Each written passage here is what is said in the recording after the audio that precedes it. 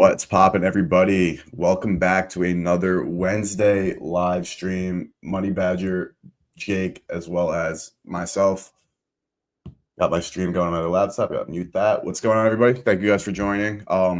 Let's find some best bets for the rest of the MLB slate. Of course, we only got 5 games left. Another game starting off at 6:45. So we're gonna get through as much as we can, as quickly as we can. Hopefully, find you guys some winners.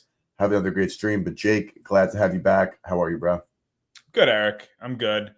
I'm up in upstate New York, and the weather or the air quality is like 150. It's absolutely terrible because of those Canada fires or whatever. So kind of been stuck inside. I'm up north to enjoy the nice weather, and I'm stuck inside because no one could breathe out there. That's absolutely the worst. Like literally there. It is what it is. Literally there to get away, and instead you're stuck inside. Yep, pretty much. And they're like, you could wear a mask outside. It'll help. And I'm like, I'm hopefully never wearing one ever again. So I'll just stay inside and find some locks for the MLB slate. I went 3-0 this morning, or not this morning, in the early slate. So I'm pushing for a full sweep here. All right, Jake's got the hot hand. So we're going to, of course, get some plays from Jake. We're going to talk through the rest of the slate. Unfortunately, this is one of the games Jake does not have to play in, but of course we're gonna talk through and keep that hot streak going into tonight. First matchup though, we have Athletics Nationals. Really make me sign in again. Give me 1 second. I've signed into props.cash all the time. Come on, guys. You should. The only when you need them the most is when you have to re-sign in. Just a couple of clicks and we're back. All right, so Jeffrey Springs, Cade Cavalli. Jake, I know you don't have anything on this game. I'm curious, like, what kind of drifted you away from this one? Because for me, looking at this one, I'm taking a page out of your book. I love the Athletics on the first 5 here. Yeah. Well, the thing is, Cade Cavalli, what is this? Is this his first start? I'm pretty sure. Well, we'll get him pulled up in 1 second here. This is his first start of this year. Yeah.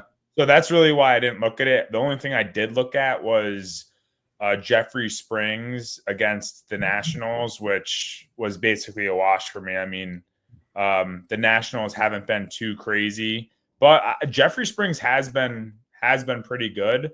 I just can't really trust the A's bats right now. They've been pretty good in the last 30 days, and the A's bats have been pretty decent. But again, I don't know what to expect from Cade, this new guy. So I'm not going to really put too much into it. Or to me, that would be a risky play if I did anything with a pitcher's debut, you know?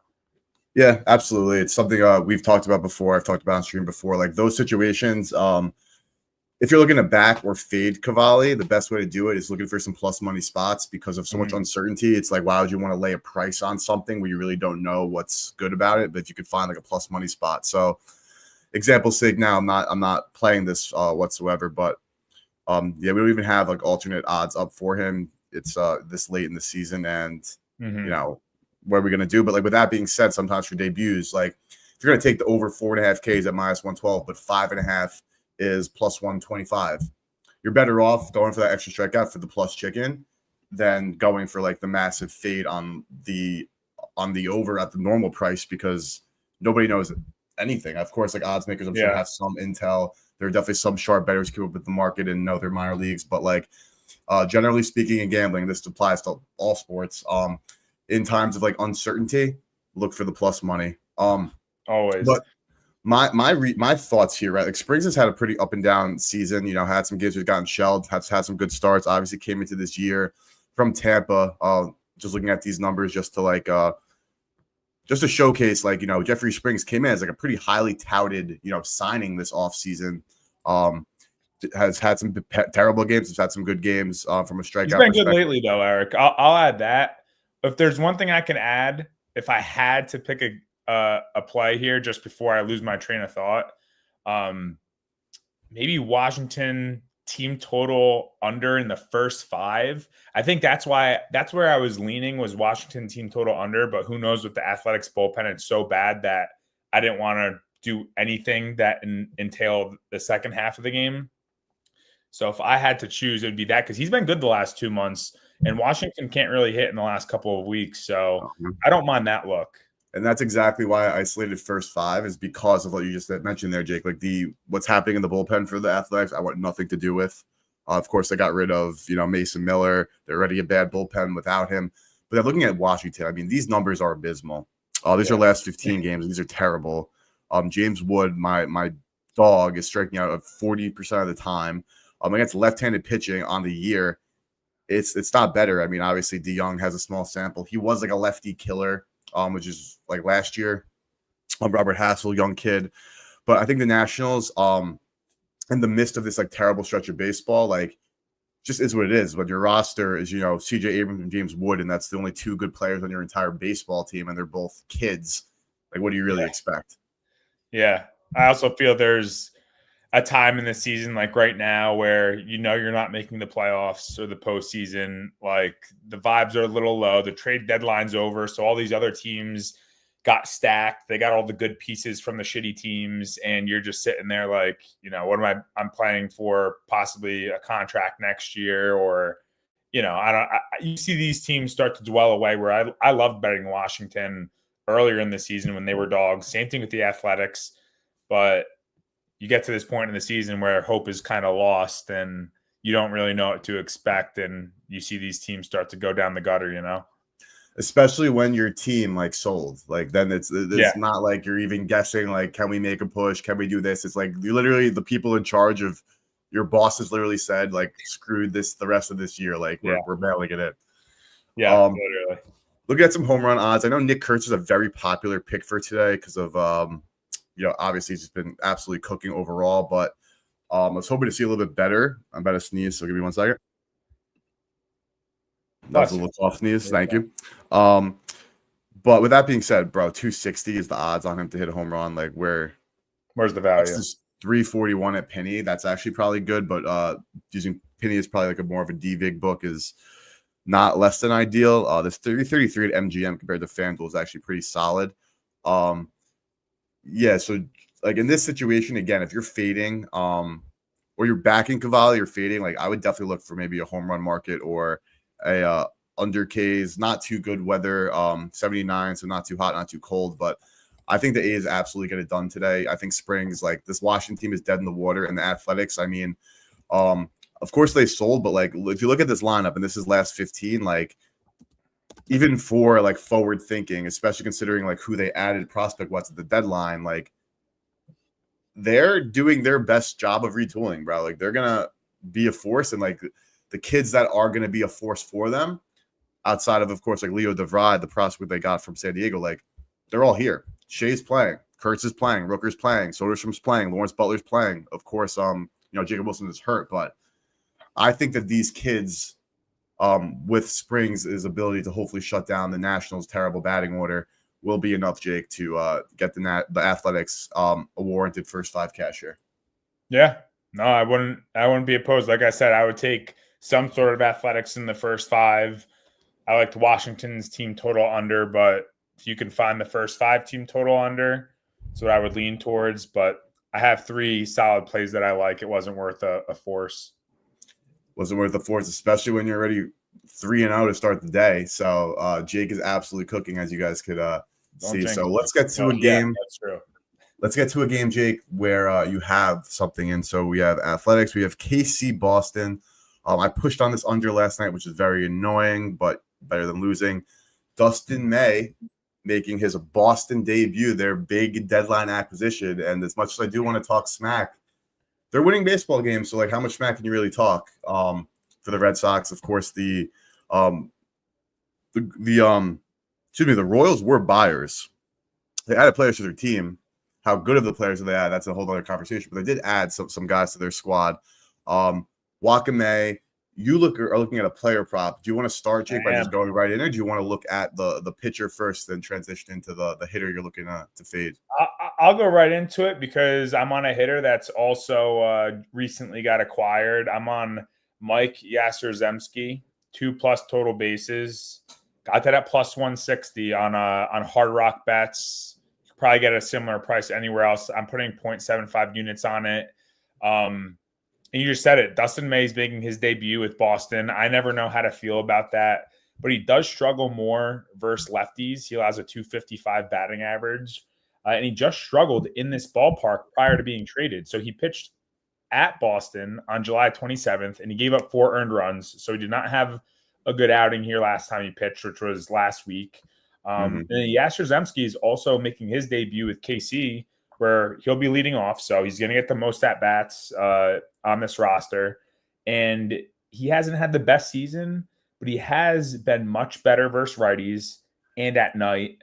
I don't even take home away splits into consideration after acquisitions like this because they're playing in different ballparks. He's 5 for 11, batting 455 versus Dustin May in his career.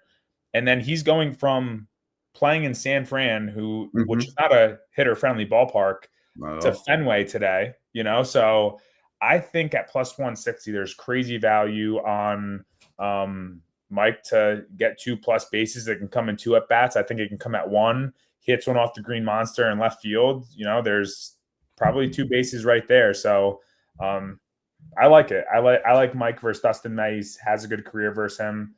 And like I said, the price plus 160. How can you pass that up for the leadoff batter?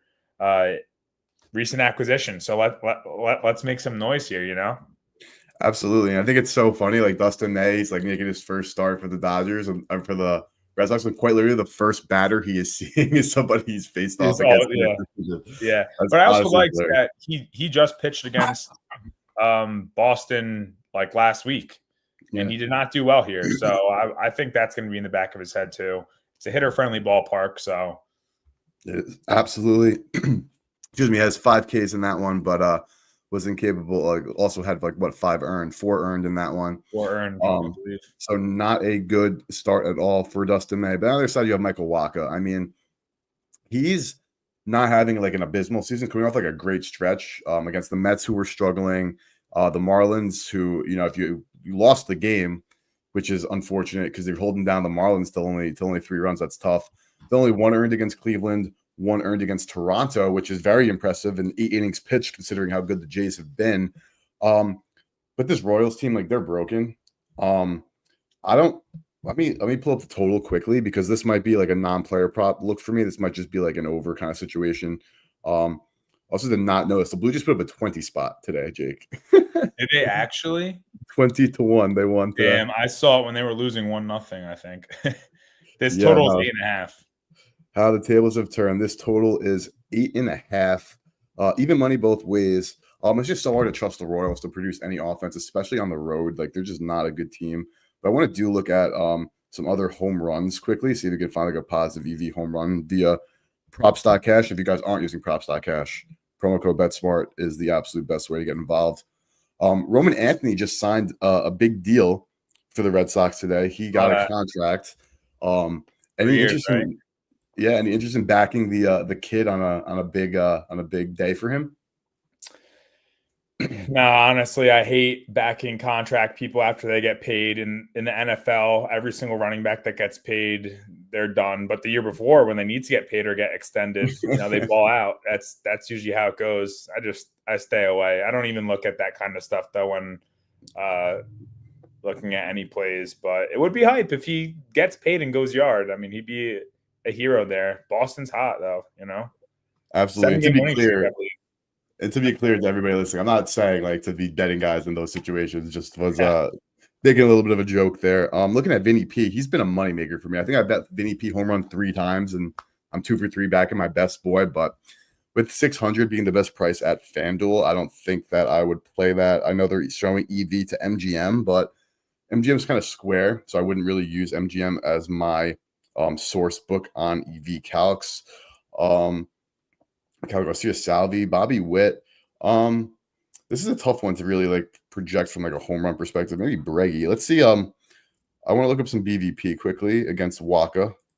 Wow, really nothing at all. I thought there'd be. I mean, considering the roster for Boston, how young they are, I'm not that shocked. I thought there'd be a little bit more with even Bregman. But no, absolutely nothing. Yeah.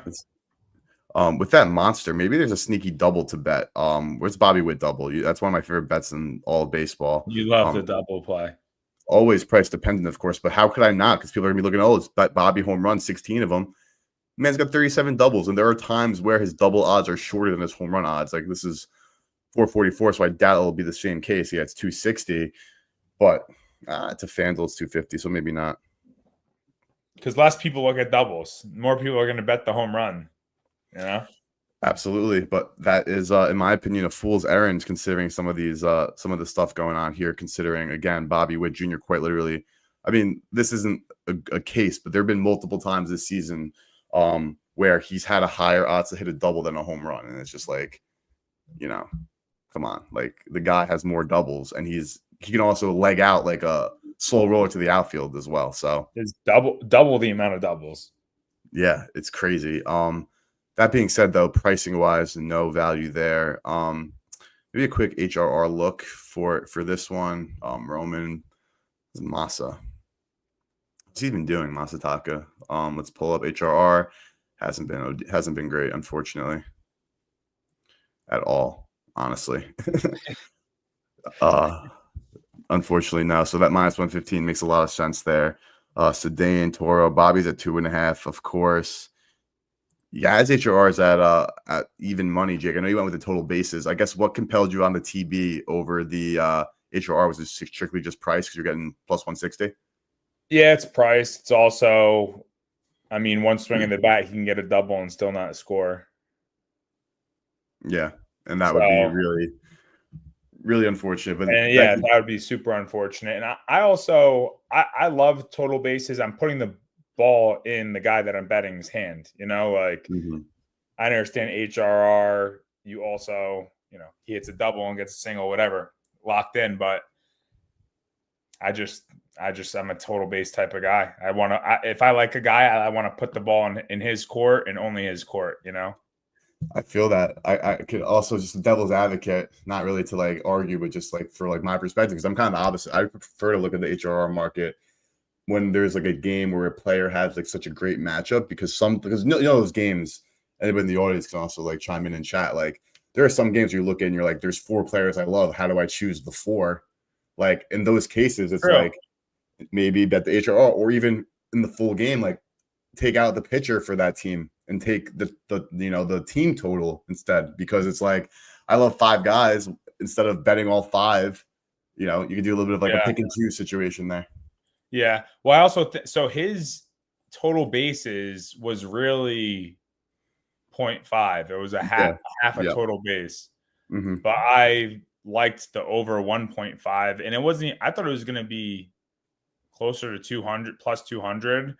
But the fact that it was at plus 160, like I would rather put less of a wage on it to win more than to lay more juice, which it's not like there was crazy juice on the HRR, but that's just, I also like the value. We were going back to last game. Oh, there wasn't much there. So I'm only going to take a plus money play. Like here, not that it's the super same concept, because I do like Mike to just get 2 total bases, but that price is also pretty beautiful looking to me. So it was hard to say no. Absolutely. All right, so we're going to move on to the next one. I hate that I don't have anything that I have loved just yet, but Jake's done a great job supporting, coming off a little bit of a sweep here. I unfortunately didn't have the time to like peruse the board early slate, but we have 3 more games to get through here. Milwaukee, Atlanta. On the bump, we have Jose Quintana and Spencer Strider. I want to isolate Strider for a hot sec just because it hasn't been pretty since the comeback per se. He does have a couple of big K games, one against Colorado, one against the Athletics, which are 2 teams that can get rung up a bunch of earned runs. And this is something that I'm not surprised by, because I definitely faded Strider a good amount earlier in the season when he was kind of just coming back. Like I definitely had action against him in some of these games. Atlanta, as you know, at this point, like absolute kind of a dumpster fire.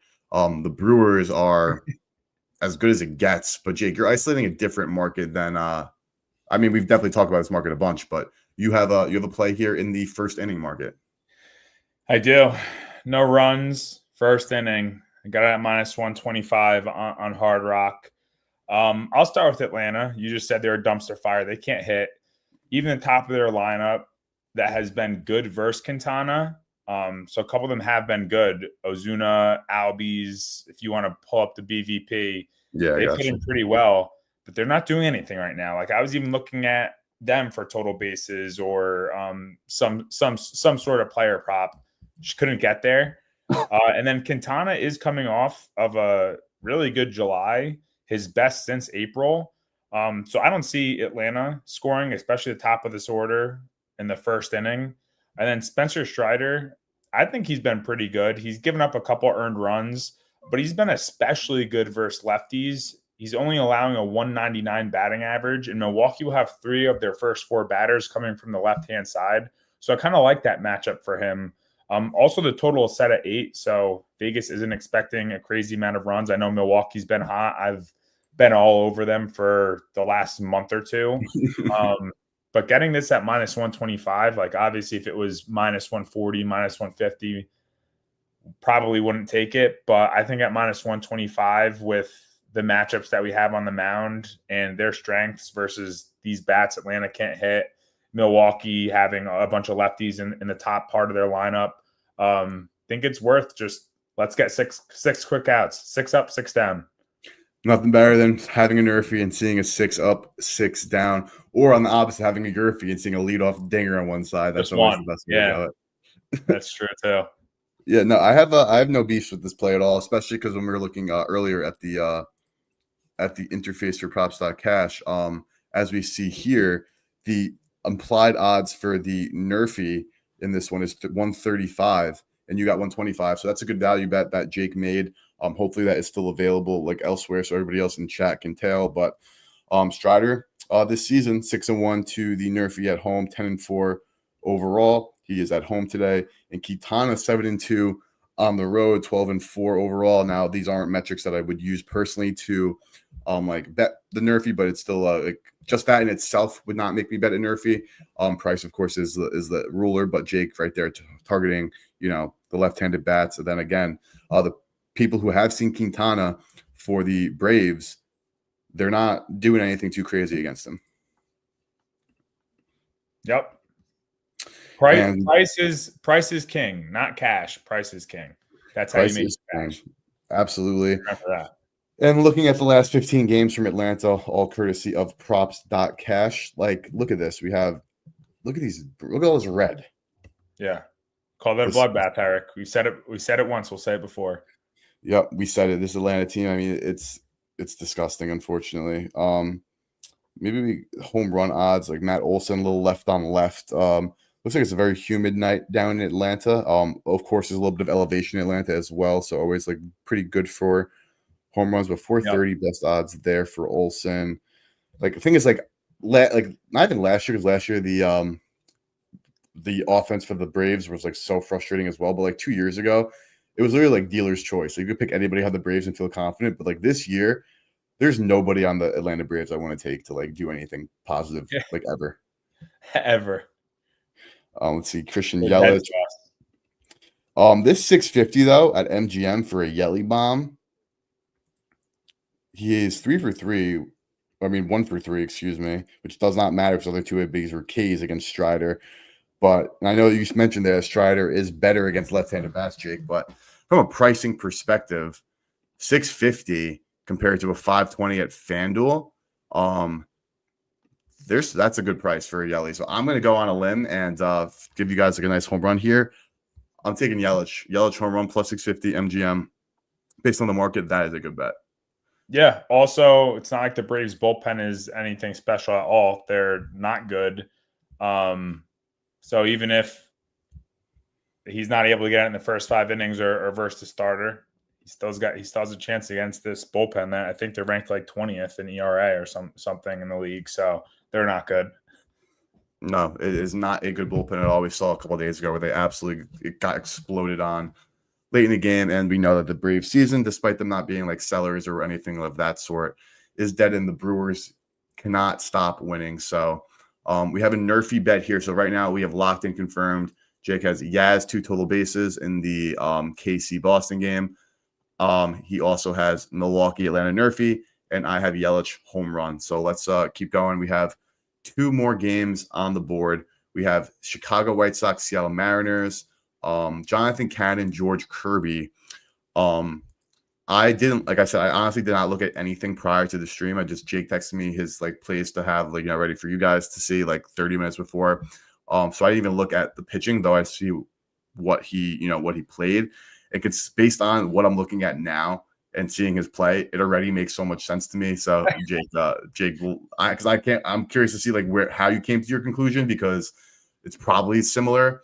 But if not, I do have some smack to talk about one of these pitchers. So yeah, luckily, I crunched numbers all day, and I have a nice little play here. I took the White Sox Mariners first 5 over 4. I even like 4.5. I was able to get this on Bet365 at -120, so it was a very reasonable price. There's no reason to not take the 4 there. But honestly, this is not Jonathan Cannon's sweet spot. He allows a 272 batting average away, a 287 batting average at night, and is terrible versus lefties. He allows a 290 batting average versus lefties, and Seattle is expecting 6 in their lineup. I want to quickly try to confirm that, because at the time it was just an expected lineup, but let's see if it's updated since. Yeah, I'll check Underdog as well. Let me see. I'm on the wire. White Sox lineup is confirmed. So is Seattle's. Yep. Okay. So they're going to have 5 lefties, but still does not change my point of view the slightest bit, because, like I said, not Jonathan Cannon's sweet spot right here. And then also not George Kirby's sweet spot. I do want to go back really quick. I know Seattle bats, they've been struggling, but they should be able to get some runs on the board versus Cannon. I mean, if they're not able to do it here, who can they score against? Like, they should get 1, 2, 3, 4, maybe 5 runs. Just do it themselves. But George Kirby also is worse at home and much worse at night versus during the day. He's allowing a 264 batting average versus lefties, opposed to his 203 batting average versus righties. So significantly better versus righties than lefties. And Chicago's going to have 6 lefties in their lineup today. Chicago's also been hitting the ball very well. They've been consistent for like the last month, which I know is very shocking, but they're 5th in batting average in the last 15 days, 6th in the last 30 days. So at first I was one of those guys, okay, it's just Chicago. Like, they're going to eventually start sucking again. And they've been pretty consistent in the top 10 for the last month or so. But I'm keeping this on the first 5 also because both bullpens are very available and they're both pretty good. I mean, Seattle's is better than Chicago's, but I think Chicago is like 12th or 13th in ERA, their bullpen.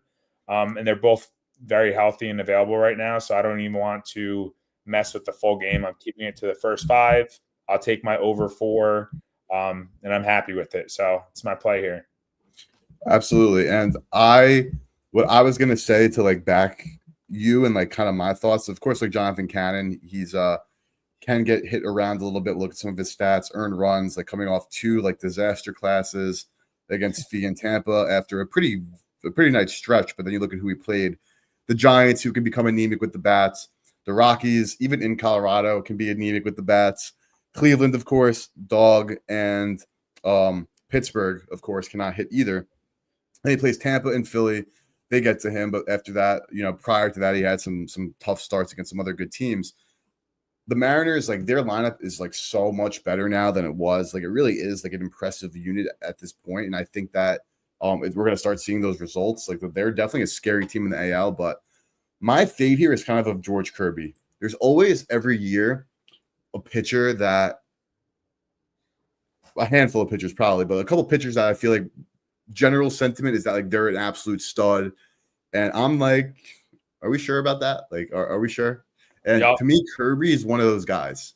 Kirby is one of those guys where his because he's so in the zone, barely walks anybody. We have this couple of 3-walk games. Like, this year has been a little bit of an anomaly for him with a couple of 3-walk games. We look at 2024, like literally not a single 3 base on balls game. But for a guy that's like perennially in the zone against a lineup like Chicago's that is 1 hot, 2 can stack lefties, like you mentioned there, Jake, that they're Kirby's worst against, and 3 isn't a high strikeout team overall, that's a recipe for Kirby to get hit hard, in my opinion. So I think that, just again, from like your breakdown, from knowing what I know about Kirby and from looking at props.cash here and seeing all the numbers here, I absolutely think this is a fade George Kirby kind of game, and I think the best way to do it is with an over, because I do expect Seattle's bats to get back into it and come up and be swinging and making contact. So are you with me, Eric? I'm with you. I'm absolutely with you. Let's go. Pull up on another odds screen on the side because we can have a squad tail. It's okay. Oh, we can always have a squad tail. I want to just make sure that everybody viewing now, because I know you bet this early, Jake, of course, doing his due diligence, trying to beat the market as any sports bettor should be. So I'm just trying to get the audience here and myself the best available number. Props.cash is the best player prop research platform, so they don't have any game line stuff, but we're looking for we're going to go all first five. I want first five total. You could still get over 4 at Bet365, I believe. You can get it on BetMGM at -125, Caesars -130. So it's still kissing that price. You can still, if you have Bet365, you can get it at -120. FanDuel's even money at 4.5. ESPN's even money at 4.5. DK is +105 at 4.5. So if you're feeling frisky and you want the 4.5, go get it on DK at +105. But that's what I'm seeing. Do you see something different? No, I'm seeing the same. Only other thing is if you're a Bet Online user, if you have a BOL account, Notable Offshore, they're -118. So, of course, not everybody has access to that. But if you do, that is actually the best price in all of the markets. So, 118, Jake got the 120, so he did a great snag there, and it's still available. So, that's a squad ride. I'm absolutely tailing on that CWS. Squad ride, baby. Squad ride. So, considering we're looking for some runs early, I know you don't always dive into the props, Jake. So let's take a little look at some home run options here. Colston Montgomery, what he's been doing has been kind of crazy. These are just home runs, by the way. Look at this. Look at all this green, Jake. Jeez. Last 10. I think he's got 8 home runs in the last 10. What are the odds? 650? Let's see. Colston is, where'd they go? 675 MGM compared to a 630 at FanDuel. No odds from Penny right now, but I think this might be my next look with like the Yelly home run that I have earlier, like Colston Montgomery, like ride the hot hand. Yeah. Left-handed bat as well against Kirby. Last 15 games, that isolated power is a ridiculous metric. He's a K. He's kind of been strikeout or go yard. No walks. The guy's not taking any base on balls. You're fully against Seattle. You're all over Chicago, huh? I think Chicago, dude, they're like you've even mentioned, they're playing good baseball, and of course they've like surpassed their win total of last year, which is really not saying much because I think a little league team could have done that. I mean, the Rockies are a little league team, so they're gonna probably break that record with how terrible they are. But no, I think like the White Sox at this point, like as bad as they are, so don't get me wrong, I'm not saying Chicago White Sox are a good baseball team, but are they this like, absolutely terrible, like can't put up a couple of runs baseball team? No, they absolutely can put up some runs. Dude, look up Julio Rodriguez too. What are his odds for a home run? He's been hot in the last couple of weeks. So 390 at FanDuel, which makes sense because earlier this year it was so much higher because he was, in his what Julio's done basically his whole career, which has been kind of stinking to start the season and then turn the hell up. And then end the season with respectable numbers. Then you always just makes you think, what if this guy like played one whole year without the nonsense? And look how amazing he would be. Put together a full year, kid. Come on. Yeah, let's see. Any BVP? They played once. Not important metrics, but worth taking a dive at while we're here. Against righties, Julio 11 home runs. Eugenio, let's look at Gino. Yeah, Rosarena's hit a couple in the last 2 weeks too. I mean, nothing crazy, but yeah, Randy's been a little bit hot. Last 15, Randy's got 4. Julio's got 6, which is awesome. Baseball is better when Julio Rodriguez is raking. Eugenio's odds are not ideal. We're still in Seattle, so like don't forget this is not a hitter's park by any means. It's the exact opposite. Let's see. Naylor's been good. 2 home runs, only batting 244, but that's like not horrible for him. Isolated power still decent. Let's look at Polanco. Where is Jorge Polanco? Right here, 425. I'd like to see a little bit more of that, honestly. Cannon, lefties have more home runs against him and fewer at bats, but righties still with 7 dingers, so it's kind of side agnostic for him. Best price is at FanDuel, so maybe it's not a Polanco game either. That was great word choice. Side agnostic. Where'd you You like pull that? that one out of? Listen, I'm just Dude, I how took you know English class. 0% of a chance that I would have pulled that out of my ass if Side in this agnostic. conversation.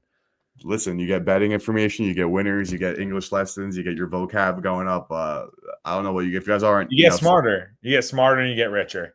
you get smarter and you get richer. You get the money badger bets with the banger bets, and you get the bet smarter from at Go Bet Smart. So like it's hard because this would kind of be like a force if I'm saying honestly anything. I'm gonna stick with my Montgomery from the market, 675. He's the hottest man on the freaking planet with 8 home runs in 10 games, and not that again really like technically matters, but I do think it overall still is a good matchup. Let's go to Kirby quickly here. Home runs have been coming off the fastball. So has Montgomery's home runs have been coming off the fastball as well. And Kirby overall, more dingers, 7 of his 9 have come against lefties. And Mr. Montgomery's a left-handed bat that can't do no wrong currently. So I'm riding Montgomery home run. So quick recap: we got a bunch of people coming to stream right now. Jake has Mike Yastrzemski, 2+ total bases, plus 160. He also has Milwaukee, Atlanta, Nerfy. I took Yelich home run, and then Seattle, Chicago, White Sox, first 5 over 4 runs. That is a group ride. I am tailing Jake on this. I'm convinced. I love it, and we're locking in a Colston Montgomery dinger. But we got one game left, so we'll quickly get through this final matchup: San Diego, Arizona. Padres, of course, looking to make some rounds, and they have their newest acquisition, Nestor Cortez. Of all the moves they made, this one maybe flew Nasty Nestor. Nasty Nestor. I mean, giving up a stinger in the World Series. I'm sick. He's still on my shit list, honestly. You're still thinking about it?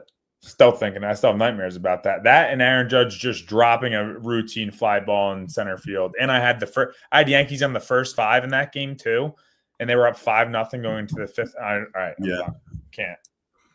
I have to ask you though, while we're on the subject, I got triggered.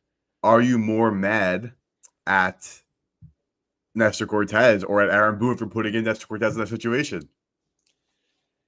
I don't know, dude. Like when you're in the World Series, you have nothing to lose with putting whoever the best possible pitcher is against.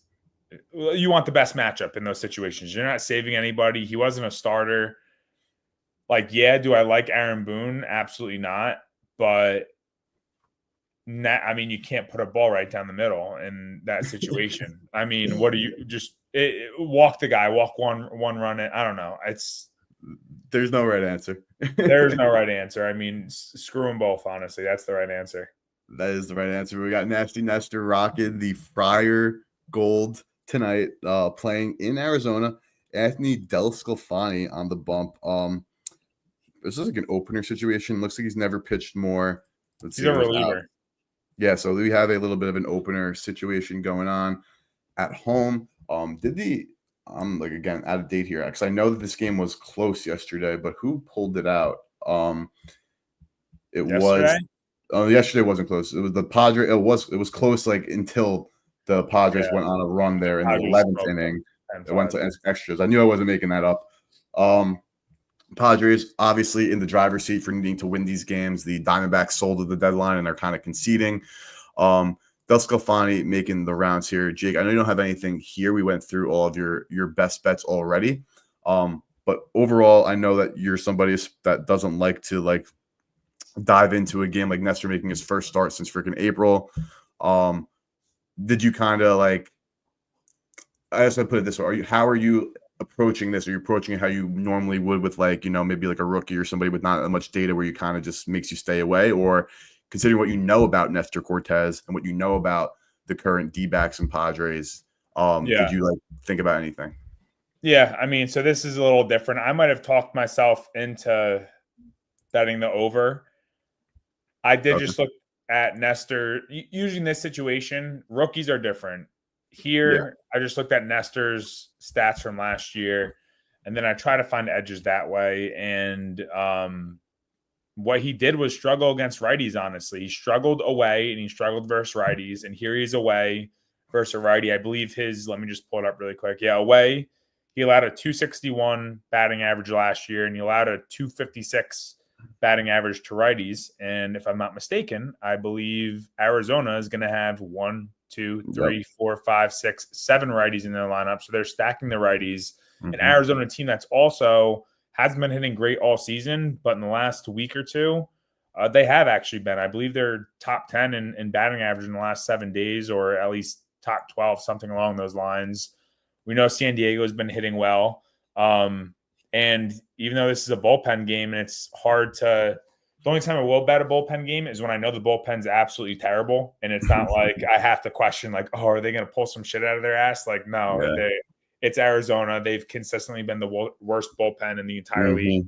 So if I went anywhere, it would be the over. The only thing I don't like is it's 9.5.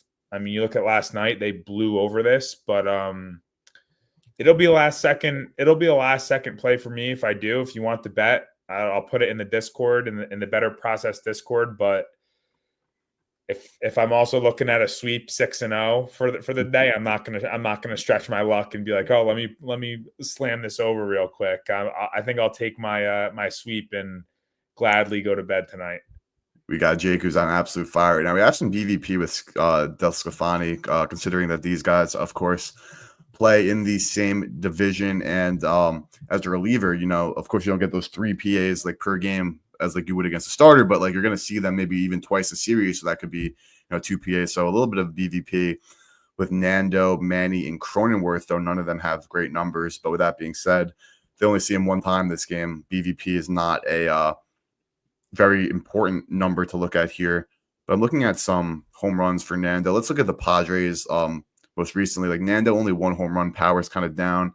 Machado 2. Overall, like this team is not hitting a lot of home runs, but that's not really their MO. I mean, they have a bunch of guys, of course, Nando, Arise, Sheets, Merrill, who are just like kind of gap to gap, which for winning baseball games is honestly a great formula. But I do want to take a look at quickly, considering the stretch he's been on. I did cash on him on a stream last week, back-to-back days actually, and that's Jackson Merrill to get a ribby. He is. They don't have the RBI numbers here, but they have it actually right up here. Look at this. Last 10 games, RBIs. He's their guy. He's the guy who's been knocking in these runs. That's a lot of green. That's the last 10 games. We're not talking hits. We're not talking strikeouts. We're not talking walks. We're talking runs batted in. 8 of 10. A couple of bigger ones as well. FanDuel at plus 115 with DK at 125. And Fanatics 130. If you have a Fanatics account, I love it. Jackson Merrill to get an RBI. I do want to just preface that this isn't me saying because he has 8 of his last 10 for the hit rate that's why I like it. I like it because he's facing a terrible bullpen in a game with a total of 8.5 or 9.5. He's batting 6 in the order, which in normal orders is a little bit sus, but considering what the Padres have up top, I think that's actually like a really good indicator for him. With you got Bogarts in front of him, Sheets, you got Machado, and of course Luis Ariz. There could very easily be situations for ribbies, and like he's been the guy to absolutely capitalize on all of them. So at plus 130 at Fanatics, I think that's actually a great bet, is a Jackson Merrill ribby. So we're gonna mix up the markets here and not sticking with just basic TBs here and there. Home runs, RBIs. We have some F5 totals. We have a Nerfy, and of course you do have at least one total base. But Jay, before we wrap up, because of course that's the end of the slate for today. Right now, just in terms of games, Washington Athletics just started. The Rays are in a dogfight. The Cardinals are putting up some insurance runs in the top of the 9th. The Astros are mounting a comeback. Let everyone know who won the Yankee game. The Yankees 3-2. We don't get to hear that often. 5-game losing streak snapped. Now we're getting hot. David Bednar, his first save in pinstripes. A big acquisition for them. Around the league as well, Blue Jays with demolished 20-1. Cubs win 6-1. Twins beat the Tigers 9-4. The Tigers are on a downslide, Jake. Do you think the Guardians can catch the Tigers? I mean, I think we're forgetting that there's still a lot of season left. And you look at after this trade deadline, and there's some teams that make moves and they're still not going to make the playoffs, So think there's a lot of time. I think they very well can. It's a game of runs, dude. That's the end of the story. Look at the Red Sox right now. I Yep. mean, everyone counted the Red Sox out in the beginning. They got rid of Devers. Oh, the Red Sox are tanking, and now they've been one of the hotter teams. I won't say the hottest team because there's a lot of teams that have been hot. Milwaukee, the Red Sox are one of them. The Padres are doing well. Obviously, Toronto's been just on an absolute tear, but The Rangers. the Rangers, dude, it's a game of runs. Anything can really happen. I'm not counting anything out until I see the eliminated in the ESPN app. You know, that's when I'll count them out.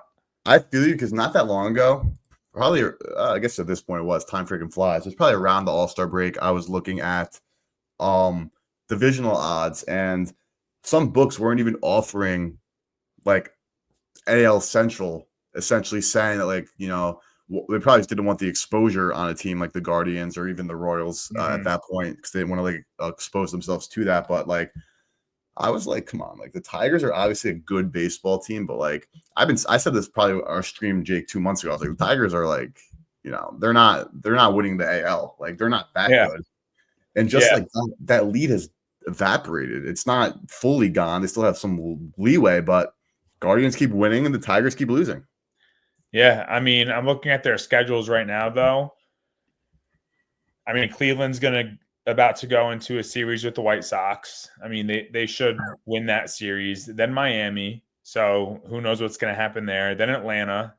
They should beat Atlanta, Arizona, and then they have Texas, Tampa, Seattle, Boston, Tampa again, Kansas City. So that's going to be a tough stretch of series. You look at Detroit, they have the Angels who've finally come back down to earth and are like the normal Angels team again.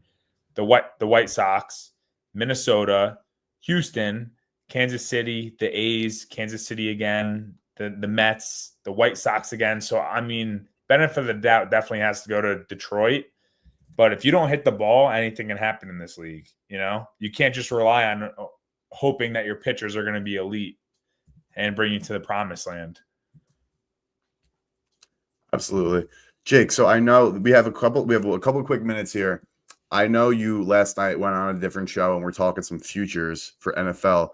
Is there anyone you'd like to give out quickly? I know we're talking baseball today, but of course NFL's on the brain. We're under 30 days to go. I have one, so I'll give one after quickly, just for the boys that are on stream. So we appreciate you. Of course, we went through the whole MLB slate. We'll recap picks at the end. But Jake, real quick, is there an NFL future you want to share for the boys quickly? Yeah, I'll share two. I think the Patriots go over their win total. Okay. On a sleeper pick. I believe it's at 7.5. Is it at 7.5? I think it might be 8.5. Is it 8.5? I think it's 8.5. Still like it. And then this is not a homer play. This is a realistic play. I like the Dolphins to make the playoffs at plus 220. And reason being is I don't see where those wild cards are coming from in the other divisions. Okay. I think there's going to be a wild card in the AFC East, and I'm very low on the Jets this year. Of course. I think the Jets are going to be a huge under team in general, not just – I think their wins are set at 5.5, so not – I mean, that's too low of a number. I'm just saying they're going to have a good defense again. I like the changes that they made on defense. They signed people they had to sign. They have a completely different offense that is going to rely on a Justin Fields throwing the ball. They're going to be heavy with the RPO regardless, but I just do not see them scoring a lot of points, but I see their defense being good again. So Jets unders all year, same thing as last year. But yeah, I think I have the Bills winning the division, but that's super juiced. The Bills made a lot of improvements where they needed to. I think their receiving core got better with Palmer and Elijah Moore, like who they lost Mac Hollins and which Mac Hollins went to New England. So that was a huge pickup for them. And then Amari Cooper, like who cares? Their big issue is James Cook. Like, what's he going to do? What are they going to do with him? That was unexpected for them too. From what I'm told from what I read, they were very unaware that he was going to pull this. He went to mini camp, never said anything. And then all of a sudden he's like, I want to get paid. So, and they just paid Josh Allen. They paid a lot of guys. Like, well, I don't even know what their salary cap looks like. Like they're probably going to let him sit out for a little bit until he comes to his senses. But I think it's going to go. Bills are going to win. I think the Dolphins, because the Dolphins have an easy schedule, so I think the Dolphins are going to come in second. They could start the season like 7-1. The beginning of their schedule is light, and then they play some hard games later in the year away in colder environments. That's usually when they start like crapping the bed. But I think the Patriots are going to be a sleeper team. I think they're going to do way better than everyone thought. If I see their spread 7 and more, +7 or more, I can't not take them unless they prove me wrong, unless they just absolutely start being terrible. But I'm a believer in Drake May, and they made the offensive line a lot better. There's my little brief AFC East preview. I did on the eToft show yesterday, so if you guys want to go check that out, I retweeted it. It's on his page, on Eric's page. So, well, not this Eric, his name's Eric too. So if you want to go check it out, we went on for about an hour and 20 minutes. He gave out some futures as well. So if you want more information on that and actual off-season moves and stuff, we did a deep dive yesterday. My memory's not that great, so I don't remember like every single freaking move that was made in the AFC East, but I highlighted the important topics. Absolutely. I'm going to go on a limb. I know you're getting plus money, so it's not like you're laying a price, but we could maybe make a friendly bet.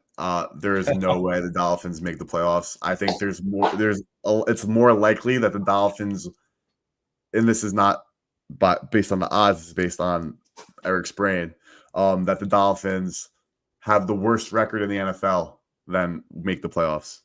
Really? I think that's a stretch, but did you hear the rumors about a little Tyreek Hill, Terry McLaurin trade? I did not, and that makes zero sense for either team, I think, honestly. So I would love to, read a little bit more about who was putting that out there. I'll do. It wasn't anything too reputable. It was more of like family members coming out on McLaurin's side saying stuff about him going to the Dolphins. I just saw it yesterday, so it's nothing crazy. It's not like it was agents and GMs involved, but gotcha. We'll see. I mean, I think the worst. The worst record, that's a stretch, and they have the talent. If they could stay healthy on defense, which they already had one of the better defenses in the league last year, and now they have Jalen Phillips and Bradley Chubb back. Their secondary is kind of sus, but they have all the weapons on offense.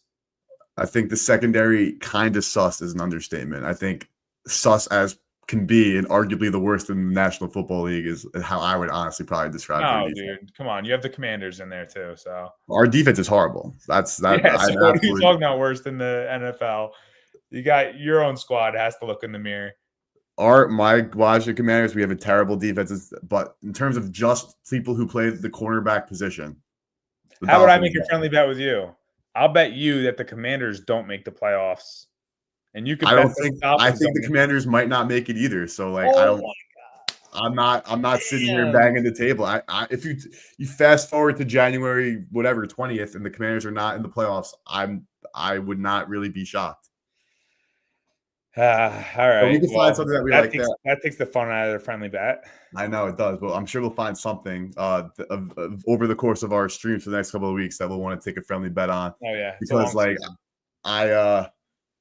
Commies to miss the playoffs, I wouldn't be shocked, unfortunately. But with that being said, I'll give a quick future that I took. I bet the Titans over 5.5 wins. I'm a Cam Ward guy. I think Cam Ward is going to be really good. The Titans last year lost a bunch of games on the margins. They were terrible against the spread.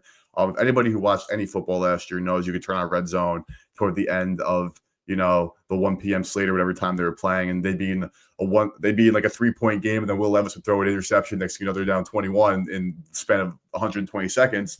And because they don't have those issues now, of course, maybe Cam Ward could be bad, but I really am under the impression I think he's going to be a really good football player. I want to see they're not going to have any odds for it. I mean, they should have the odds for him. There's going to be no history here.